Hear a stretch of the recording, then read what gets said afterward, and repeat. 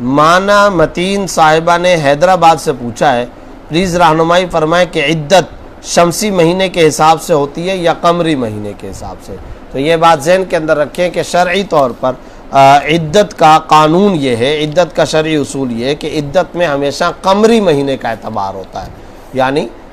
جو چاند کا مہینہ ہے اس کا اعتبار کیا جاتا ہے۔ البتہ یہ اس عورت کے لیے ظاہر ہے کہ عدت کی بات ہو سکتی ہے جو عدت بالاشہر گزار رہی ہو، یعنی جو مہینوں کے اعتبار سے عدت گزار رہی ہو۔ اگر کوئی خاتون ایسی ہے جو پریگننٹ ہے تو اس میں تو یہ سوال ہی پیدا نہیں ہو سکتا، اس لیے کہ پریگننسی کی صورت میں چاہے شوہر مر گیا یا شوہر نے طلاق دی، دونوں صورتوں کے اندر اس کی عدت تو پریگننسی سے فارغ ہونا ہے،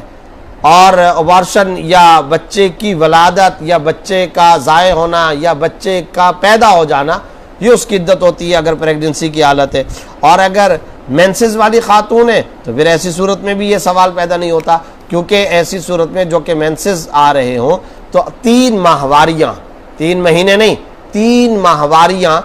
یہ عدت ہوا کرتی ہے طلاق کی صورت کے اندر۔ اور جہاں تک تعلق ہے ایسی خاتون جو مہینوں کے اعتبار سے عدت گزار رہی ہو تو پھر اس کے لیے شرعی مسئلہ یہی ہے جو میں نے آپ کو ذکر کر دیا کہ شمسی چاند کے حساب کے بجائے قمری مہینے کا اعتبار کیا جائے گا۔